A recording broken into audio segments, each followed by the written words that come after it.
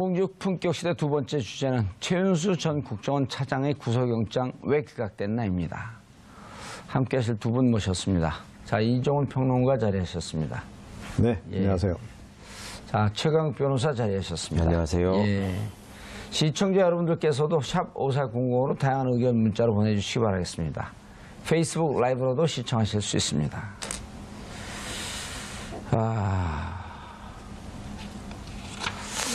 지난번에 검찰 조사를 받고 나온 우병우 전 청와대 민정수석에게 최윤수 전 국정원 차장의 그 구속영장이 청구됐다. 어떻게 생각하냐 그랬더니 가슴 아프다. 잘 되기를 바란다. 그런데 기각이 됐어요. 뭐라 그러면서 기각이 됐나요? 아, 기각 사유 말씀하시는 겁니까? 최윤수. 그러니까 범죄 가담 정도가 그렇게 뭐 이렇게 중대하지 않다 이렇게 본 거죠. 예, 그래서 이것 가지고 좀 논란이 많죠. 그러니까 그런 것까지 판단을 뭐 이렇게 영장 전담 판사가 내리느냐부터 시작해서, 그러니까 그래도 역시 자리의 중대성이라는 게 있잖아요. 또, 그러니까 최윤수 차장 같은 경우에는 그 국정원에서 어떻게 보면 2인자들이 하는 그런 자리 아니겠어요? 그리고 또 국내 정보 파트를 맡고 있는 굉장히 중요한 그런 그 자리였고, 바로 그래서 사실은 우병우 전 수석이 그 자리에 자기 친구로 보낸 건데, 왜 보냈겠습니까? 소통이 그만큼 원활하길 원했기 때문에 보낸 거고, 그렇다고 중간에 또 이렇게 딴 데로 보냈냐 그것도 아니에요. 계속 일을 같이 했어요. 그 얘기는 뭐냐면 호흡이 잘 맞았다. 소통이 잘 됐다라는 걸 의미하잖아요. 그런 정도로 보자면 상당히 깊숙하게 개입이 돼 있을 수밖에 없는 정황임에도 불구하고 뭐 범죄가 좀 가입 정도가 좀 이렇게 낮다라고 본 부분은 좀 상식적으로 납득이 안 가는 부분이 분명히 있는 거죠. 예.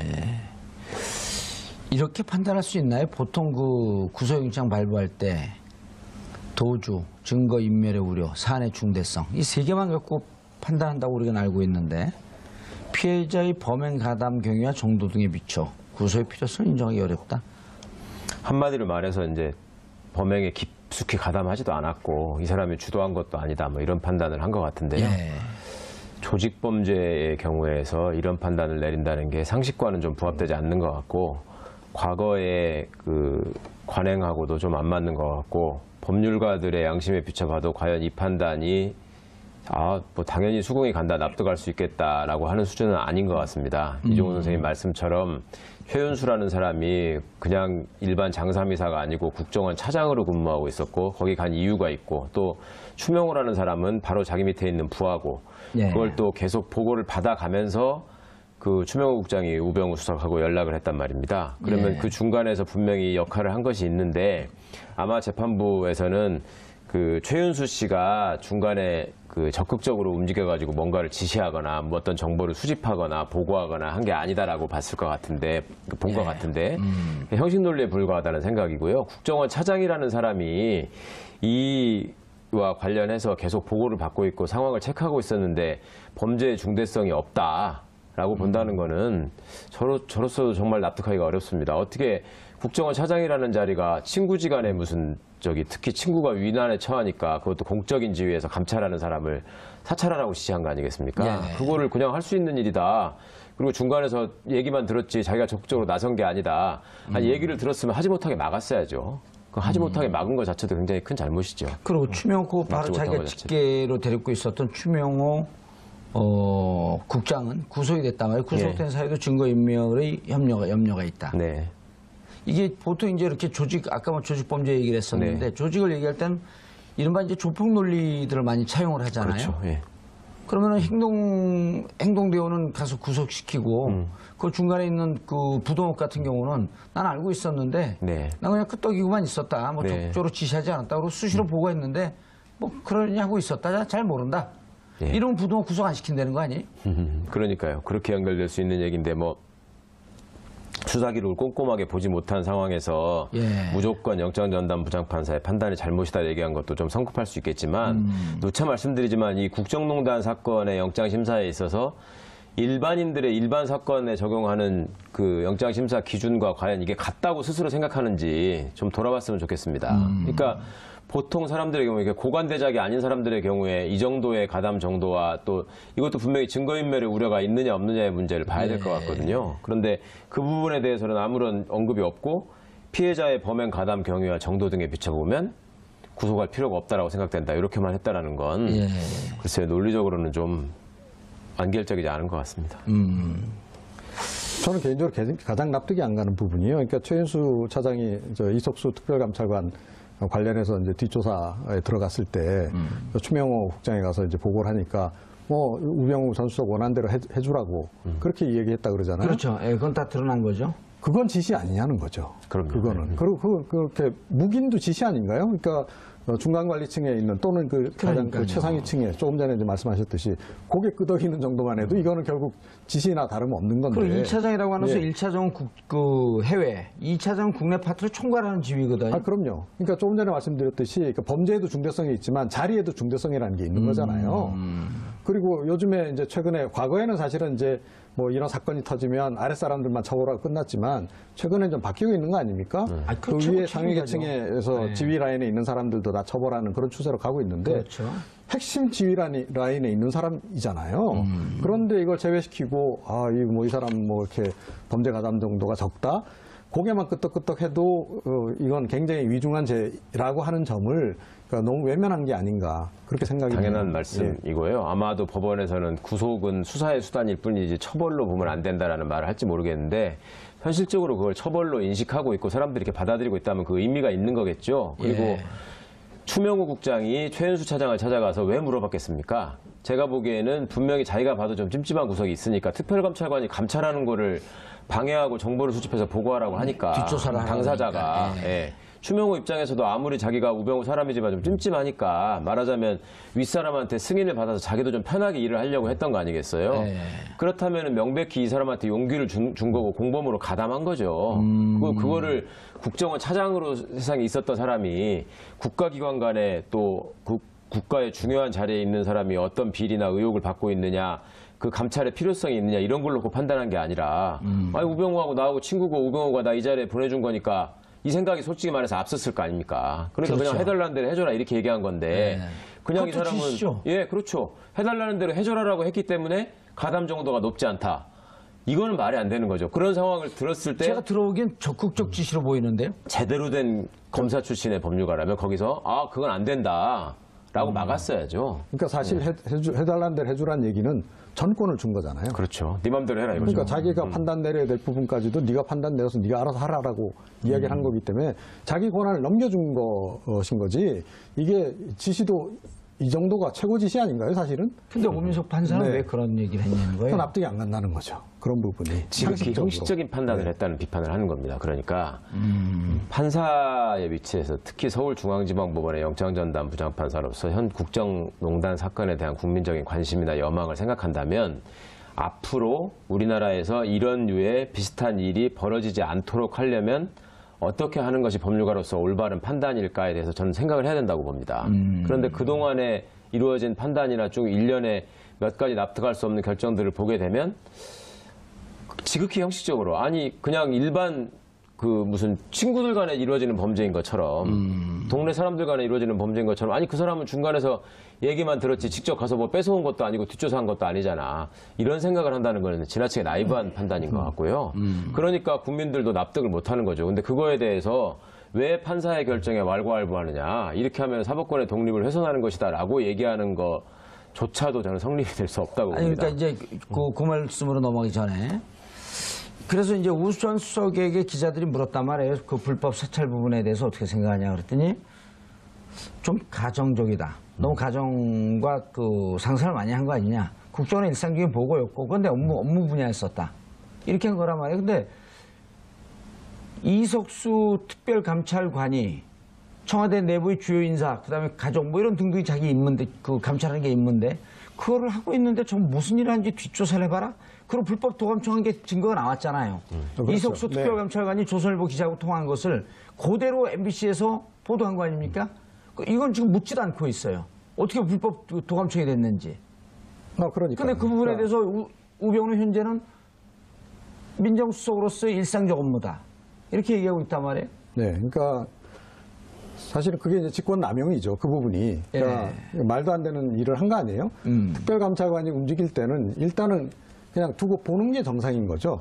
만약에 특별감찰관이 다 감찰 결과 해서 뭐 결과 보고서까지 나왔는데 그 감찰하는 과정에서 문제가 있었다거나 아니면 직권이 그야말로 특별감찰관 자신이 직권 남용을 했다거나 이런 게 있으면 그 다음에 그건 조사를 해야 될 문제지 지금 특별감찰이 진행되고 있는 과정에서 뒷조사를 한다는 거는 명백히 그 특별감찰 자체를 막으려고 하는 의도가 아닌다면 누가 그런 짓을 하냐는 거죠, 공무원들이. 그러니까 그것 자체가 일단 말이 성립이 안 되는 거고, 그러니까 우병우 전 수석은 지금 뭐 계속 지금 언론이나 이런 쪽에 소설 쓰고 있다라고 지금 이야기를 하고 있는 건데, 지금 처음에 그렇게 소설처럼 여겨졌던 것들이 거의 지금 사실로 다 밝혀지고 있는 거잖아요. 있죠. 그런 상황에서 그러니까 계속 그런 뭐 소설 그만 쓰라는 식으로 이야기하는 것은 이거 역시 굉장히 오만한 태도다. 저는 그렇게 생각을 합니다. 그 최강욱 변호사님, 김영한 그 타계한 김영한 전 민정수석의 2014년 업무 수첩을 보면 이른바 이제 그때 정윤회가 박지만 씨를 미행했다라고 하는 얘기, 그런 얘기 나왔을 때 이제 그 문제 그다음에 이제 뭐 최순실 등등에 대한 문제를 우병우가 잘 처리하면서 사실은 이제 이후에 보도된 거 보면은 김영한은 제끼고 우병우 민정비서관과 김기춘과 직거래한 흔적이 있다. 그런 의혹이 있다. 그런데 이제 김영한 전 민정수석의 수첩을 보니까 우병우 팀이라고 하는 표현이 나와 있단 말이에요. 그럼 우병우 팀이라고 하면 지금 이제 결과론적으로 보게 되면 최윤수, 추명호 이런 등등이 직보하는 라인을 우병우 팀으로 얘기한 거 아닐까요? 민정수석이 보고 라인에서 배제되기가 쉽지가 않죠. 그렇죠. 그거는 두 가지 조건이 충족됐을 때 가능하죠. 그러니까 최고 권력자의 막강한 신임이 있을 때만 가능한 일이고 또 그 신임의 바탕이 될 만큼 독자적인 정보 내지는 권력자의 입맛에 맞는 보고를 적시에 올렸을 때 그게 가능하지 않겠습니까? 그러려면 민정수석 입장에서 민정비서관이 자기 검찰 한참 후배고 뭐니 해도 상명하복의 위계질서를 중시하던 검찰 출신의 후배인데 그 사람이 자기를 제끼는 거는 왜 그럴까에 대해서 분명히 생각을 해봤을 것 같고요. 나름대로 파악을 해봤을 것 같습니다. 그러다 보니 이미 민정수석을 제끼고 우병우의 영향력 하에 인사가 이루어지고 우병우의 사람들이 움직이고 있다는 걸 본인이 알았기 때문에 우병우 팀이라는 표현을 쓰지 않았을까 생각을 하는데요. 결국 그때도 김영한 수석도 권부 안에서 벌어지는 일종의 권력 다툼에서 자기가 패배한 거죠. 그렇죠. 그리고 그냥 껍데기처럼 돼 있지 않았습니까?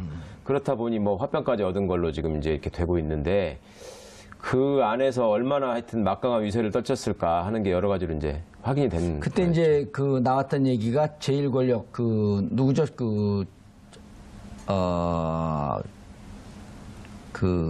제일 권력은 최순실.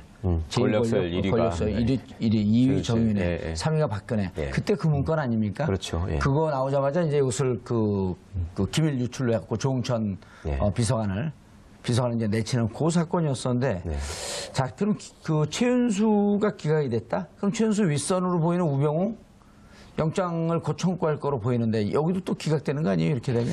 글쎄, 그런 우려들을 많이 하시는데 법원이 구사한 논리로만 그대로 일관을 한다면 우병우는 꼭 구속이 돼야지 맞을 것 같습니다. 그렇죠. 그러니까. 최윤수는 가담 정도는 적고 추명호는 구속이 됐고 추명호가 직보했던 우병우는 가담 정도가 주도적이잖아요. 보고를 한 사람, 지시를 받고 보고를 한 사람이 구속이 됐는데 그러면 지시하고 보고받고 위에 있으면서 그것도 자기의 이익을 위해서 한 거란 말입니다. 자기를 감찰하니까 확인하라고 한 거잖아요. 그러니까 이거는 정상적으로 따지면은 당연히 구속사유에 해당한다고 봐야 되고 또 이번에도 설마 구속영장을 기각하지는 않을 거라고 기대합니다. 기대하시는 거죠. 자, 아까 그 최강욱 변호사가 잠깐 말씀하다가 제가 그 화제를 돌렸었는데 김동진 인천지법부장판사 연수원 25기로 알려졌는데요. 법관 생활 19년째 구속적 부심에서 이런 식으로 그러니까 이제 신광열 부장판사가 김관진 그다음에 임관빈 이 사람들 이제 줄줄이 한 명 누군가 3명 석방시켰다 그러는데. 제 e스포츠. 조모 국장. e스포츠 조모 국장. 김관진, 임관빈이 이제 주제죠. 요 분들을 19년째 하면서 도저히 자기는 이해가 안 된다. 그리고 주위의 판사들에게, 법관들에게 물어봐도 이걸 납득하겠다는 사람들 하나도 본 적이 없다. 이런 문제제기를 했단 말이에요. 이분이 전에 지록유마, 원세훈 선거법 무죄라고 했을 때 지록유마의 판결이다라고 문제 제기했던 분이죠. 네, 바로 그분입니다. 예. 그래서 김동진이 옳았다는 거죠. 그러니까 2014년에 그러네요. 그분이 글을 올린 게 그러니까 우리나라의 이제 법치주의가 죽었다는 글을 올렸어요. 똑같이 김동진이 옳았다는 거죠. 그때 법치주의가 죽었다라고 내린 그 판단이 옳았다는 거 아닙니까? 그때 이제 3년 뒤에 그렇죠. 원세훈이 다시 4년을 받았으니. 원세훈 전 원장 이분이 그때 비판했던 그 판결 내용이 뭐냐면, 그러니까 정치 개입은 맞는데 선거 개입은 아니다. 정치 개입은 유죄고 선거 개입은 무죄고. 그 원세훈 그 전 원장 1심 판결 기억하실 겁니다. 그것에 대해서 이건 우리 법치주의가 죽었다라고 그때 이제 이 얘기를 하셨고, 이것 때문에 사실은 그 2개월간 그 중징계도 받았어요. 정직 당하거든요. 양승태 대법원장이 중징계를 때려가지고. 자, 그런데 이분이 이제 다시 입을 열은 겁니다. 저는 이분이 그때도 옳았듯이 이번에도 옳을 가능성이 높다라고 저는 생각을 해요. 그러니까 이분의 판단을 전 개인적으로 좀 믿는 편이고, 그러니까 법원 내에서도 제가 보기에 이런 생각을 지금 가지고 있는 분이 이분만은 아닐 것이다라고 생각합니다. 그러니까 이분이 조금 용기 있는 분에 해당하기 때문에 그러니까 이렇게 직언을 하고 지금 나온 상황이긴 하지만, 그러니까 많은 숫자의 지금 재판관들이 이분하고 생각을 같이 할 가능성이 좀 높지 않나 저는 그렇게 생각을 합니다. 그래서 사실은 이 김명수 대법원장도 이번에 이제 구속 적부심 결과에 대해서 논란이 이니까 법원을 건드리지 말자라고 딱 잘라서 말씀을 하시는 바람에 더 이상 공론화할 수 있는 여지를 좀 없애버렸어요. 근데 제가 보기에는 이거야말로 이 법관들이 좀 다 모여서 좀 회의를 해야 될 문제다. 그리고 그건 기관과 기관 간의 문제기도 하잖아요. 그러니까 검찰에 대해서 앞으로 우리는 뭐 구속영장 판단 기준은 이렇고 구속 적부심 판단 기준은 이렇다. 예전에 비해서 훨씬 더 우리 엄격하게 적용할 거다라는 것을 적어도 알려주고 난 뒤에 이런 그 판결이 나와야 되는 거지. 그런 예고도 없이 어느 날 갑자기 이런 식으로 마구 그 구속영장을 기각시키고 또 구속된 사람들을 석방해주고 이런 식이 되면 이건 국민들로서도 납득이 좀 안 가는 일이다. 저는 그렇게 생각합니다. 김동진 부장판사가 먼저는 지금 비판한 건 신광열 형사부장판사, 형사수석부장, 형사수석부장 구속 적부심으로 김관진 임관빈을 석방시킨 그분을 비판한 거 아니에요? 근데 그분을 비판하고 나서니까 김명수 대법원장이 법원을 흔들리지 말라 경고하니까 또 김동진 부장판사가 대법원장이 침묵했어야 한다. 이게 왜 정치적 의사표현이냐 이러고 또 들이받았거든요. 아니, 정확히 순서를 정리하자면 신광열 부장이 계속 적부심을 받아들이고 풀어주니까 거기에 대한 비판이, 그러니까 여론이 아주 들끓었죠. 그러니까 그거에 대해서 대법원장으로서 이제 사법권 독립의 중요성을 표현한다고 했는 게 이제 시기적으로 그 이후에 얘기를 하니까 대법원장이 지금 신광열 부장을 방어하는 데 나선 거냐 이런 식의 이제 해석이 따라왔습니다. 그러니까 김동진 부장이 맨 처음에 페이스북에 먼저 올리기로는 대법원장이 차라리 침묵하시는 게 나을 뻔했다. 그 상황에서 법원을 흔들지 말라고 한 거고. 그 상황에서 아무리 원칙적인 얘기일망정 그렇게 얘기를 해버리면 그 사람을 보호하는 걸로밖에 안 비치지 않느냐. 그렇게 얘기를 하고 그 다음 날 이제 페이스북에다가 도저히 나는 납득할 수 없다. 납득하기가 어렵다. 내 주변의 동료 법관들하고도 얘기를 해봤지만 그 원칙과 관행에 비춰서 도대체 이해가 안 간다. 그리고 법원이 왜 이래야 되냐 이런 얘기를 한 건데, 아까 우리 이종훈 선생님 말씀에 조금 더 덧붙이자면 우리 김동진 부장이 과거에 이제 원세훈 1심 판결에 대해서 그 지록이마를 얘기할 때 그때 이제 그 고등부장 승진을 노리고 판사가 상식에 반하는, 양심에 반하는 결정을 했을 가능성이 있다.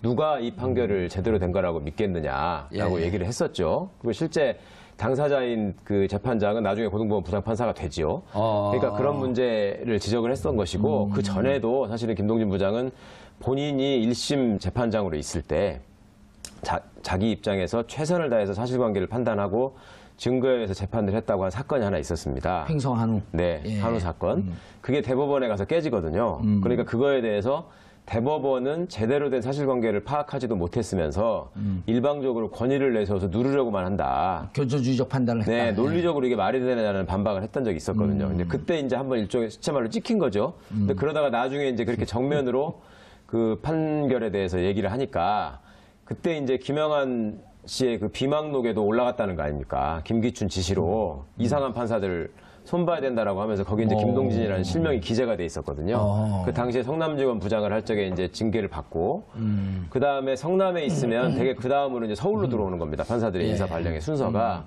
또 인천으로 갔죠. 그러니까 일종의 이제 인사보복을 당한 거죠. 네. 근데 어쨌거나 김동진 부장은 굉장히 뭐랄까요 학구적이고 어찌 보면 아주 고지식한 원칙주의자인 측면이 강한 판사입니다. 그러니까 자기가 볼 때 이거는 판사로서 도저히 가지 않아야 될 길을 지금 간 것이다.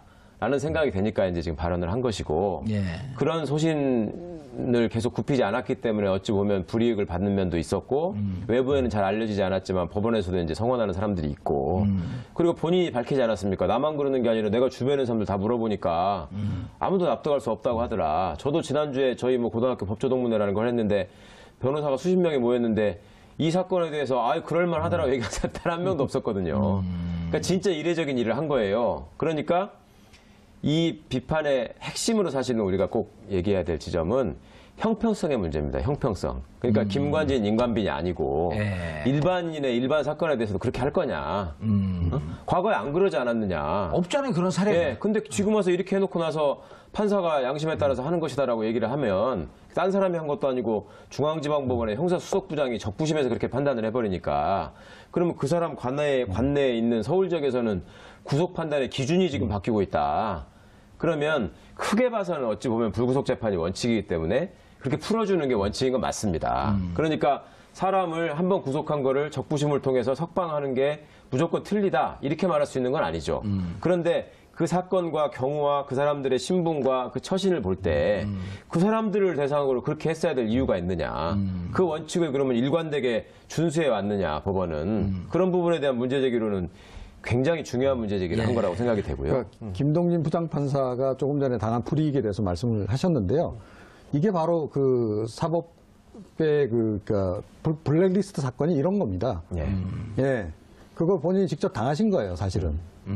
저는 그렇게 봅니다. 그래서 예, 이분도 저는 이런 분이 사실은 제대로 평가를 받아야 되고 제대로 자기 목소리를 낼 수 있어야 되는데 이번에도 좀 묻히는 것 같은 그런 느낌이 들어서 그래서, 안타까운 감이 없잖아요. 그래서 최 변호사님, 일단 2014년에 지록 유마 판결이라고 비판하는 글을 올렸다가 2개월 정직을 먹었단 말이에요.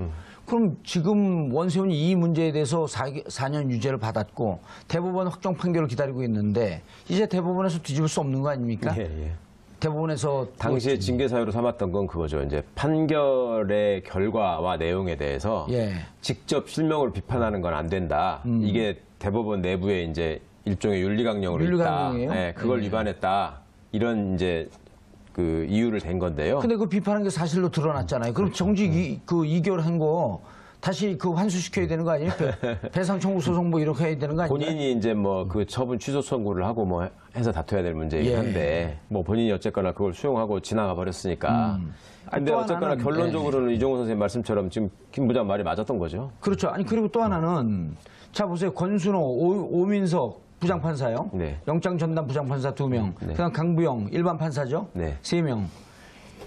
이 사람들이 다 2월에 임명된 거 아니에요? 올 2월에 임명됐을 때 그때 법조계에서 그 촛불정국 한참일 때 뭐라고 얘기했어요? 저 양승태 대법원장이 이후에 있을 그 재판이나 이런 등등을 염두에 두고 알박기 인사한 거 아니냐. 그때 왜냐면 정기 인사가 없었거든요. 근데 이 사람들만 영장 전담 판사 바꾼 이유는 이거 문제 있는 거 아니냐라고 많은 분들이 문제 제기를 했어요. 그리고 그때 당시에 블랙리스트 문제도 해결되지 않았을 때 오히려 지금 김명수 대법원장 같은 경우는 이럴 때 이상하게 인사된 사람들 이분들을 다 바꿔야 되는 거 아니에요? 아닌가요? 정기 인사 때 저는 갔던 걸로 기억하긴 합니다. 아니, 정기 인사인데 촛불 와중이기 때문에 검찰도 오르고 사법부도 오르고 대폭 인사 이동이 없었거든요.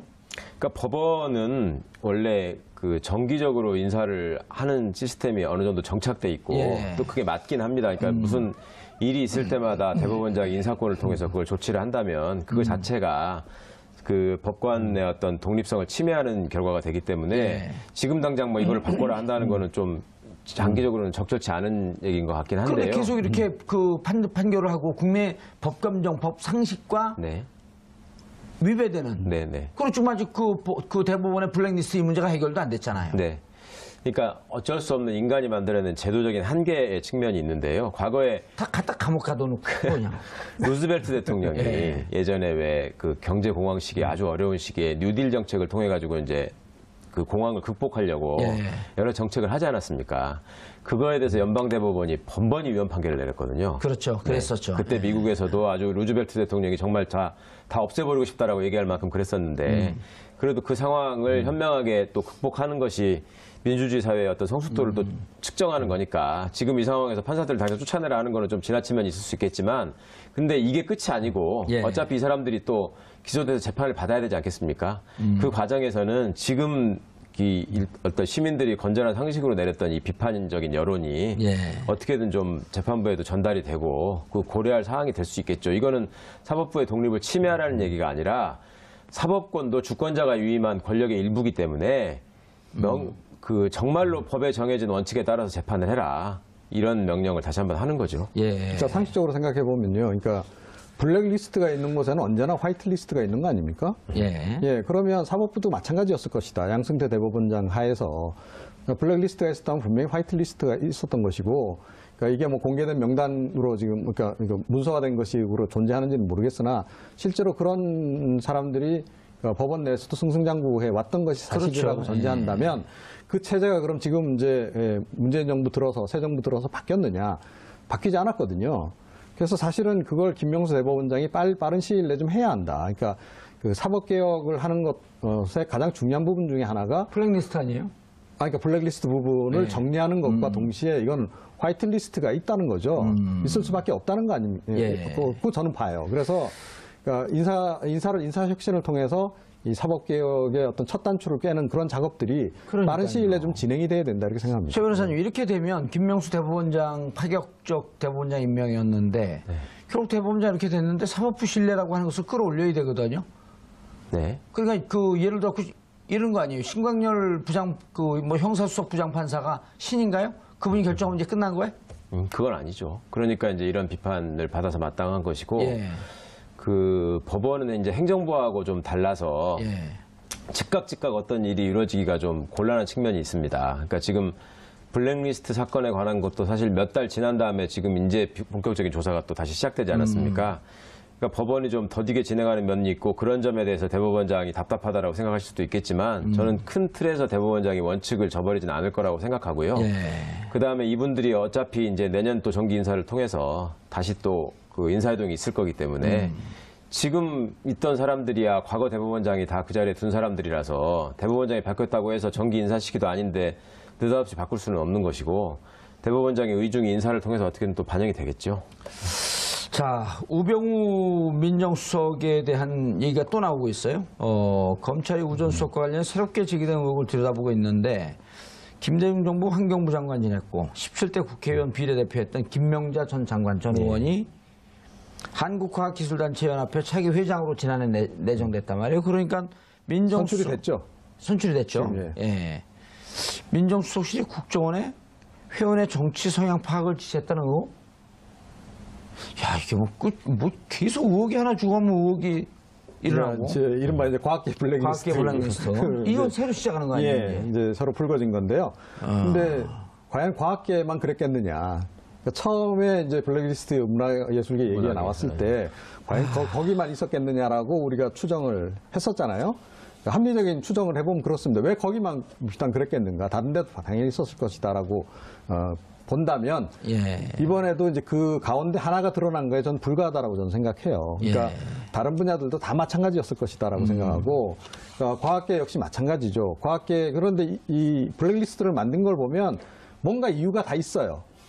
그리고 사실은 다 이게 금전하고도 연관이 되고 그죠? 지원이라든가 이런 거하고 다 연관이 된단 말이에요. 그렇죠. 그러니까 이것도 역시 마찬가지. 그러니까 과학기술계 역시 그러니까 이른바 우파들이 주도하는 그런 판으로 만들어가기 위해서 그렇게 지금 일단 꾸며간 것으로 일단 추정해 볼 수 있지 않을까. 그런데 이 사안이 이제 이 우병우 전 민정수석이나 또 이 최윤수 전 차장 같은 경우 굉장히 발목을 잡는 계기가 될 수 있는 것이 과학계 블랙리스트가요? 민간단체거든요. 이번 경우에는. 아, 이거 민간단체예요? 그러니까 한국과학기술단체 총연합회. 예, 아, 유치원연합회 뭐 이런 거네요. 그래서 특별감찰관이나 또 문체부 공무원들이 아니라는 거예요. 그동안은 뭐라고 얘기했냐면 그 사람들은 공무원이기 때문에 우리가 뭐 공무원 직무감찰 차원에서 했다. 업무 범위 내에 있는 거였고 그 정도 범위 내에서 우병우 전 수석하고 나하고 얘기했을 뿐이다라고 얘기를 했단 말이에요. 그런데 이번 건은 그게 아니다라는 거죠. 민간단체? 예. 민간단체를 사찰했다면 그러니까 민간인 불법 사찰이 되는 거죠. 그러네요. 예. 또 전공아니에요. 그것도 하물며 그 김명자 전 장관 같은 분이 시쳇말로 자타가 공인하는 좌파 인사였으면 또 모르겠습니다. 이분은 사실 김대중 대통령 시절에 어찌 보면 여성 몫으로 비례대표 의원이 되고 장관이 되신 분이고 실제로 그 살아가시면서 무슨 정치적인 발언을 그렇게 세게 했다거나 아니면 특별히 진보적인 활동을 했다거나 한 분도 아니거든요. 아, 저하고 미국 그 한미의원연맹 때 보름 동안 갔다 왔는데 네. 아무 정치적 발언을 안 해서 우리 당 의원이 맞나? 그때 열린우리당 시절에. 그러니까요. 네. 그런 어찌 보면 그냥 무색 투명한 분인데 이런 분조차도 김대중 정권 시절에 광료였던 사람은 붉은 칠을 하는 거죠. 저런 사람을 수장으로 못 뽑은 사람들은 도대체 어떤 사람들인지 찾아봐라. 그럼 촛불 집회에 누가 돈 댔는지 찾아봐라. 똑같은 거죠. 문화예술계는 좌파가 장악하고 있으니 어떻게든 척결해라. 똑같은 마인드고 그러니까 자신들을 지지하는 정치적 입장이 아닌 사람들은 다 적으로 간주하고 소탕하려고 했던 그러니까 이 나쁜 정권의 어떤 속성을 그대로 드러내고 있는 것 같습니다. 이게 이제 민간인 불법 사찰이란 말이에요. 이게 MB 시절에 했던 거나 똑같은 김종인 씨처럼. 어떻게 만약 이걸 했다라고 하는 거 근거가 나오게 되면 어떤 법 적용을 받나요? 우병우 씨. 그러니까 그때 그 민간인 불법 사찰에 적용됐던 거하고 똑같은 상황이죠. 그러니까 이제 직권남용 권리행사 방해가 되는 것이고, 그러니까 이제 강요죄죠. 그러니까 이런 그 불법 사찰을 통해서 노리고자 했던 바가 또 일관되게 있었단 말입니다. 그 정권 재창출이었겠죠. 이 사람들 입장에서는 반대파에 완전히 싹을 자르고 기반을 무너뜨려가지고 소위 본인들이 원하는 보수의 천년왕국을 만들어보자라는 생각을 했던 것 같은데 민주주의의 근간을 정면으로 흔든 사람들이기 때문에 사실 이 부분에 대한 지금 그 특별 처벌 조항이라도 꼭 지금 만들어져야 될 시기입니다. 과거에도 말씀을 드렸지만 권력을 가진 자들이 권력을 남용해가지고 힘없는 사람들의 모든 것을 파괴할 때 처벌하는 조항이 상당히 애매하고 약하게 돼 있기 때문에 직권남용이라든지. 네, 이거는 형법이 가지고 있는 근본적인 속성이 국가가 우위에 있고 사람을 처벌하는 거지 않습니까? 그러니까 국가의 내부에 권력에 가까이 있는 사람은 상대적으로 처벌을 덜 받게 돼 있는 구조로 돼 있거든요. 그러니까 이런 사람들은 뭐 경제사범만 뇌물액수가 사기액수가 커지고 하면은 가중처벌하고 일반 공무원들만 뇌물액수 넘어가면은 가중처벌하고 이럴 게 아니라 돈을 받아서 부정한 행동을 하는 것도 잘못이지만 권력 자체를 남용해서 국민들의 평온한 삶을 파괴하는 것만큼 더 큰 범죄가 어디 있겠습니까? 이런 범에 대해서는 특별 구속 요건이라도 만들어야 된다고 생각합니다. 아니 직권남용인 경우에는 지금 현재 법으로서 5년 이하이지 5년 이하인데 그 어떤 법조인들은 또 이런 얘기를 하더라고. 이게 직권남용이라고 하는 게 지금처럼 국정농단처럼 큰 사건을 대상으로 염두에 둔 것이 아니고 보통 한 7급, 8급, 9급 맞아요. 공무원들이 도장을 찍어줄 때 인허가 이럴 때 자기 권리를 이용해서 허가가 나오지 못할 것을 찍어줌으로 인해서 하는 이런 아주 하급 공무원의 범죄 행위 이런 걸 염두에 두고 만들어 온 거기 때문에 5년 이하고 그래서 이렇게 국가 권력을 남용한 경우는 5년 이하여도 5년 다 때려야 된다. 그렇죠. 현행 법 체계에서는 그렇게라도 해야 되는 거죠. 근데 5년 이하라고 해도 가중처벌해갖고 7년 6개월 될 수 있고 그런 건 없나요? 그렇죠. 여러 번 해서 이제 경합범이 되게 되면 7년 6개월까지 올라갈 수 있는데 문제는 법원이 지금 계속 형식적인 판단과 관행에 지금 그 일관하고 있기 때문에 과거의 직권남용으로 우리가 그렇게 판결해 본 적이 없다. 이러면서 여전히 또 가벼운 처벌을 하고 있었거든요. 그때 8급 공무원 때 한 거하고 지금 민정수석 한 거하고 완전히 퀄리티가 틀린 건데. 그러게 말입니다. 그게 바로 범죄의 중대성 아니겠습니까? 아까 선생님 말씀하신 것처럼 자리의 중대성이라는 걸 그런 의미로 말씀하신 거라고 생각합니다. 근데 이 부분이요. 그러니까 저는 더 캐면 더 나올 부분이 좀 있을 거라고. 과학계 블랙리스트요? 왜냐하면 뭔가 알고 계신 것 같은데? 그러니까 박근혜 전 대통령이 가장 최순실과 합을 맞춰서 열심히 추진했던 게 뭐예요? 문화융성과 창조경제예요. 아, 맞아요. 그죠? 자, 문화융성하기 위해서 뭘 했습니까? 차은택이나 이런 선수들 데려다가 결국 문화계 블랙리스트 만들어서 다 쥐락펴락했죠? 그럼 창조경제 쪽은 그냥 뒀겠냐는 거죠. 당연히 이쪽은 당연히 그래서 과학에 있을 수 그렇죠. 있다. 예. 창조경제센터 쪽에 뭐 대기업도 끌어들이기도 했었지만 창조경제 하자면서 R&D 예산도 많이 늘렸고 그랬죠. 자, 그런 예산의 재분배 뭐 이런 과정에서 뭔가 또 있을 것이다. 저는 그럴 가능성이 굉장히 높다. 그걸 그냥 놔뒀을 최순실이 아니지 않는가 이런 생각을 해봅니다. 자, 마지막으로 이제 우병우. 앞뒤가 똑같은 우병우. 우병우 때문에 방송인들은 좋아해요. 우병우 때문에 지금 1년 동안 방송하고. 근데 20일 피의자 신분으로 검찰에 출두하고 이게 내 숙명이라면 받아들이겠다. 헤쳐나가겠다. 헤쳐나가겠다는 말은 이번에도 법망은 잘 빠져나가겠다. 뭐 이제 그렇게 받아들여지는 거죠. 예. 근데 뭐 그동안은 참 묘하게 잘 빠져나왔는데 이번에 이석수 특별감찰관 관련한 그 건은 좀 빠져나가기가 좀 쉽지 않은 그런 그 상황이 아닌가. 그러니까 이석수 특별감찰관이 이 증언 자체를, 진술 자체를 굉장히 구체적으로 좀 하고 계시잖아요. 예. 그러기도 하고 또 증거도 명백히 지금 나와 있고 그런 상황인데다가 또 이번에 또 이 건 터졌죠. 예. 자, 그렇다면 사실 이 건의 중요성으로 보자면 저는 이게 훨씬 더 심각한 건이라고 보거든요. 민간인에 대해서 사찰한 건이기 때문에. 이석수 특별감찰관 사찰한 것도 큰 거죠, 그것도. 네, 그것도 물론 큰 건인데, 그래서 저는 이 또한 굉장히 발목을 잡는 요인이 될 것이다, 우병우 전 수석을. 그래서 이게 빨리 좀 사실은 좀 전체가 좀 전모가 좀 규명이 돼서 우병우 전 민정수석 관련한 것이 좀 명확하게 좀 이번 기회에 좀 확실하게 좀 이렇게 정리가 됐으면 하는 그런. 최 변호사님, 그 군에 있을 때 이제 데리고 있었던 부사수 박지훈 변호사는 수사 시간과 이걸 좀 봐야 되는데 17시간 조사한 걸 어떻게 봐야 됩니까? 검찰의 승입니까? 우병우의 승입니까? 결론이. 글쎄요, 뭐 시간만 가지고는 그렇고 이제 우병우 씨 입장에서는 최선을 다해서 또 빠져나가려고 여러 가지 얘기를 했던 것 같고요.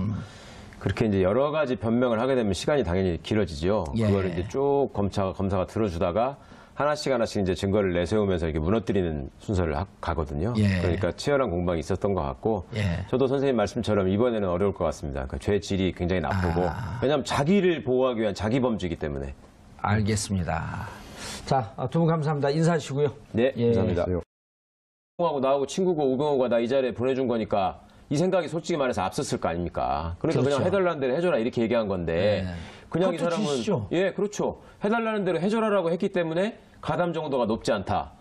이거는 말이 안 되는 거죠. 그런 상황을 들었을 때 제가 들어오기엔 적극적 지시로 보이는데요. 제대로 된 검사 출신의 법률가라면 거기서 그건 안 된다라고 막았어야죠. 그러니까 사실 해달라는 대로 해주라는 얘기는 전권을 준 거잖아요. 그렇죠. 네 맘대로 해라 이거죠. 그러니까 자기가 판단 내려야 될 부분까지도 네가 판단 내려서 네가 알아서 하라라고 이야기를 한 거기 때문에 자기 권한을 넘겨준 것인 거지. 이게 지시도 이 정도가 최고 지시 아닌가요, 사실은? 근데 오민석 판사는 왜 그런 얘기를 했냐는 거예요? 그건 납득이 안 간다는 거죠. 그런 부분이. 지극히 형식적인 판단을 했다는 비판을 하는 겁니다. 그러니까 판사의 위치에서 특히 서울중앙지방법원의 영장전담 부장판사로서 현 국정농단 사건에 대한 국민적인 관심이나 여망을 생각한다면 앞으로 우리나라에서 이런 류의 비슷한 일이 벌어지지 않도록 하려면 어떻게 하는 것이 법률가로서 올바른 판단일까에 대해서 저는 생각을 해야 된다고 봅니다. 그런데 그동안에 이루어진 판단이나 쭉 일련의 몇 가지 납득할 수 없는 결정들을 보게 되면 지극히 형식적으로 그냥 일반 무슨 친구들 간에 이루어지는 범죄인 것처럼 동네 사람들 간에 이루어지는 범죄인 것처럼 그 사람은 중간에서 얘기만 들었지 직접 가서 뭐 뺏어온 것도 아니고 뒷조사한 것도 아니잖아. 이런 생각을 한다는 건 지나치게 나이브한 판단인 것 같고요.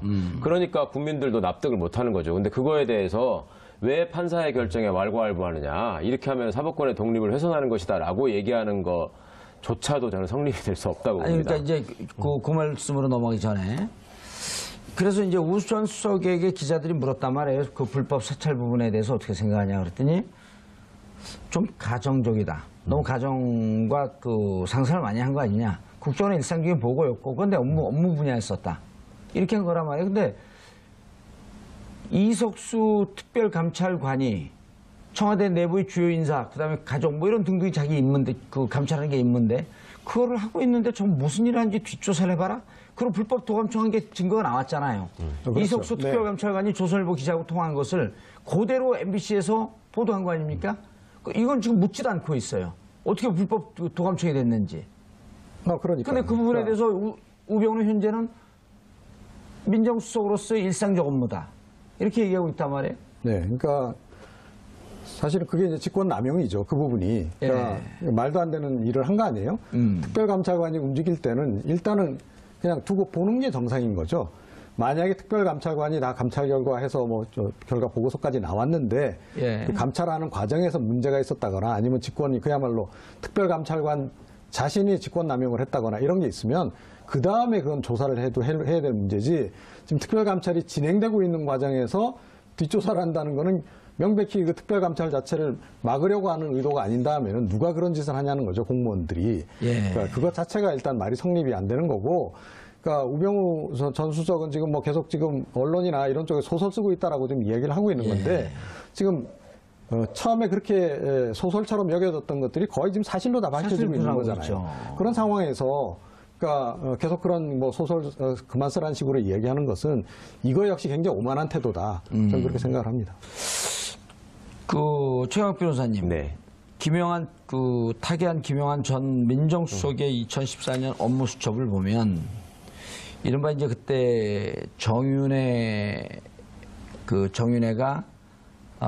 박지만 씨를 미행했다라고 하는 얘기, 그런 얘기 나왔을 때 이제 그 문제 그다음에 이제 뭐 최순실 등등에 대한 문제를 우병우가 잘 처리하면서 사실은 이제 이후에 보도된 거 보면은 김영한은 제끼고 우병우 민정비서관과 김기춘과 직거래한 흔적이 있다. 그런 의혹이 있다. 그런데 이제 김영한 전 민정수석의 수첩을 보니까 우병우 팀이라고 하는 표현이 나와 있단 말이에요. 그럼 우병우 팀이라고 하면 지금 이제 결과론적으로 보게 되면 최윤수, 추명호 이런 등등이 직보하는 라인을 우병우 팀으로 얘기한 거 아닐까요?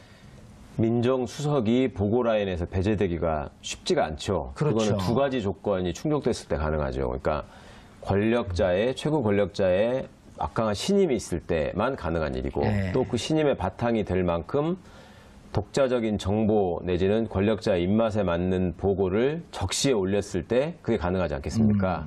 그러려면 민정수석 입장에서 민정비서관이 자기 검찰 한참 공직 품격시대 두 번째 주제는 최윤수 전 국정원 차장의 구속영장 왜 기각됐나입니다. 함께 하실 두 분 모셨습니다. 자, 이종훈 평론가 자리하셨습니다. 네, 안녕하세요.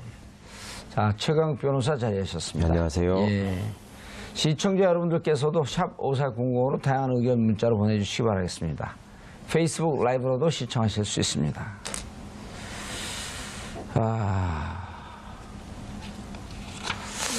지난번에 검찰 조사를 받고 나온 우병우 전 청와대 민정수석에게 최윤수 전 국정원 차장의 구속영장이 청구됐다. 어떻게 생각하냐 그랬더니 가슴 아프다.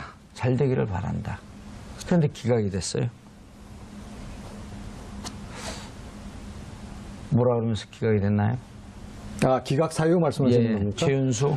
그러니까 범죄 가담 정도가 그렇게 뭐 이렇게 중대하지 않다 이렇게 본 거죠. 그래서 이것 가지고 좀 논란이 많죠. 그러니까 그런 것까지 판단을 뭐 이렇게 영장 전담 판사가 내리느냐부터 시작해서, 그러니까 그래도 역시 자리의 중대성이라는 게 있잖아요. 또, 그러니까 최윤수 차장 같은 경우에는 그 국정원에서 어떻게 보면 2인자들이 하는 그런 자리 아니겠어요? 그리고 또 국내 정보 파트를 맡고 있는 굉장히 중요한 그런 그 자리였고, 바로 그래서 사실은 우병우 전 수석이 그 자리에 자기 친구로 보낸 건데, 왜 보냈겠습니까? 소통이 그만큼 원활하길 원했기 때문에 보낸 거고, 그렇다고 중간에 또 이렇게 딴 데로 보냈냐 그것도 아니에요. 계속 일을 같이 했어요. 그 얘기는 뭐냐면 호흡이 잘 맞았다. 소통이 잘 됐다라는 걸 의미하잖아요. 그런 정도로 보자면 상당히 깊숙하게 개입이 돼 있을 수밖에 없는 정황임에도 불구하고 뭐 범죄가의 좀 가입 정도가 좀 이렇게 낮다라고 본 부분은 좀 상식적으로 납득이 안 가는 부분이 분명히 있는 거죠. 이렇게 판단할 수 있나요? 보통 그 구속영장 발부할 때 도주, 증거인멸의 우려, 사안의 중대성 이 세 개만 갖고 판단한다고 우리가 알고 있는데, 피해자의 범행 가담 경위와 정도 등에 비춰 구속의 필요성을 인정하기 어렵다.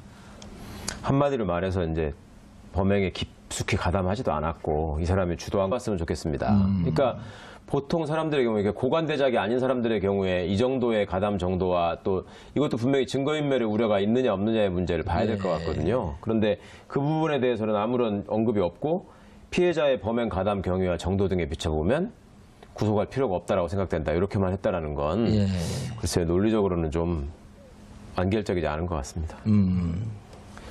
저는 개인적으로 가장 납득이 안 가는 부분이에요. 그러니까 최윤수 차장이 이석수 특별감찰관 관련해서 이제 뒷조사에 들어갔을 때 추명호 국장에 가서 이제 보고를 하니까 뭐 우병우 전 수석 원하는 대로 해주라고 그렇게 얘기했다 그러잖아요. 그렇죠. 예, 그건 다 드러난 거죠. 그건 지시 아니냐는 거죠. 그럼요. 그거는. 그리고 그렇게 묵인도 지시 아닌가요? 그러니까 중간관리층에 있는 또는 가장 최상위층에 조금 전에 이제 말씀하셨듯이 고개 끄덕이는 정도만 해도 이거는 결국 지시나 다름없는 건데. 그리고 1차장이라고 하면서 예. 1차장은 해외, 2차장은 국내 파트를 총괄하는 지휘거든요. 그럼요. 그러니까 조금 전에 말씀드렸듯이 그러니까 범죄에도 중대성이 있지만 자리에도 중대성이라는 게 있는 거잖아요.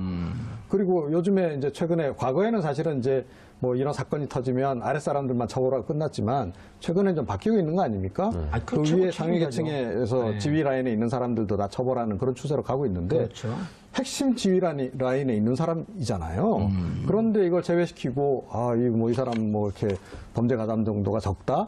고개만 끄덕끄덕해도 이건 굉장히 위중한 죄라고 하는 점을 그러니까 너무 외면한 게 아닌가 그렇게 생각이 당연한 듭니다. 말씀이고요. 아마도 법원에서는 구속은 수사의 수단일 뿐이지 처벌로 보면 안 된다라는 말을 할지 모르겠는데 현실적으로 그걸 처벌로 인식하고 있고 사람들이 이렇게 받아들이고 있다면 그 의미가 있는 거겠죠. 그리고 추명호 국장이 최윤수 차장을 찾아가서 왜 물어봤겠습니까? 제가 보기에는 분명히 자기가 봐도 좀 찜찜한 구석이 있으니까 특별감찰관이 감찰하는 거를 방해하고 정보를 수집해서 보고하라고 하니까 뒷조사를 당사자가 추명호 입장에서도 아무리 자기가 우병우 사람이지만 좀 찜찜하니까 말하자면 윗사람한테 승인을 받아서 자기도 좀 편하게 일을 하려고 했던 거 아니겠어요? 그렇다면 명백히 이 사람한테 용기를 준 거고 공범으로 가담한 거죠. 그거를 국정원 차장으로 세상에 있었던 사람이 국가기관 간에 또 국가의 중요한 자리에 있는 사람이 어떤 비리나 의혹을 받고 있느냐 그 감찰의 필요성이 있느냐 이런 걸 놓고 판단한 게 아니라 우병우 것도 아니다 뭐 이런 판단을 한 것 같은데요. 조직범죄의 경우에서 이런 판단을 내린다는 게 상식과는 좀 부합되지 않는 것 같고 과거에 그 관행하고도 좀 안 맞는 것 같고 법률가들의 양심에 비춰봐도 과연 이 판단이 뭐 당연히 수긍이 간다 납득할 수 있겠다라고 하는 수준은 아닌 것 같습니다. 이종훈 선생님 말씀처럼 최윤수라는 사람이 그냥 일반 장사미사가 아니고 국정원 차장으로 근무하고 있었고 거기 간 이유가 있고 또 추명호라는 사람은 바로 자기 밑에 있는 부하고 그걸 또 계속 보고를 받아가면서 그 추명호 국장이 우병우 수석하고 연락을 했단 말입니다. 그러면 그 중간에서 분명히 역할을 한 것이 있는데 아마 재판부에서는 그 최윤수 씨가 중간에 그 적극적으로 움직여가지고 뭔가를 지시하거나 뭐 어떤 정보를 수집하거나 보고하거나 한 게 아니다라고 봤을 것 같은데 본 것 같은데 형식 논리에 불과하다는 생각이고요. 국정원 차장이라는 사람이 이와 관련해서 계속 보고를 받고 있고 상황을 체크하고 있었는데 범죄의 중대성이 없다라고 본다는 거는 저로서도 정말 납득하기가 어렵습니다. 어떻게 국정원 차장이라는 자리가 친구지간에 무슨 특히 친구가 위난에 처하니까 그것도 공적인 지위에서 감찰하는 사람을 사찰하라고 지시한 거 아니겠습니까? 그거를 그냥 할 수 있는 일이다. 그리고 중간에서 얘기만 들었지 자기가 적극적으로 나선 게 아니다. 아니, 얘기를 들었으면 하지 못하게 막았어야죠. 그 하지 못하게 막은 것 자체도 굉장히 큰 잘못이죠. 그리고 추명호 바로 자기가 직계로 데리고 있었던 추명호 국장은 구속이 됐단 말이에요. 구속된 사유도 증거인멸의 염려가 있다. 이게 보통 이제 이렇게 아까 뭐 조직범죄 얘기를 했었는데 조직을 얘기할 땐 이른바 이제 조폭 논리들을 많이 차용을 하잖아요. 그렇죠. 그러면은 행동대원은 가서 구속시키고 그 중간에 있는 그 부동업 같은 경우는 난 알고 있었는데 난 그냥 끄떡이고만 있었다. 뭐 적극적으로 지시하지 않았다. 그리고 수시로 보고했는데 뭐 그러냐고 있었다. 잘 모른다. 이런 부동업 구속 안 시킨다는 거 아니에요? 그러니까요. 그렇게 연결될 수 있는 얘기인데 뭐 수사 기록을 꼼꼼하게 보지 못한 상황에서 무조건 영장전담 부장판사의 판단이 잘못이다 얘기한 것도 좀 성급할 수 있겠지만 누차 말씀드리지만 이 국정농단 사건의 영장심사에 있어서 일반인들의 일반 사건에 적용하는 그 영장심사 기준과 과연 이게 같다고 스스로 생각하는지 좀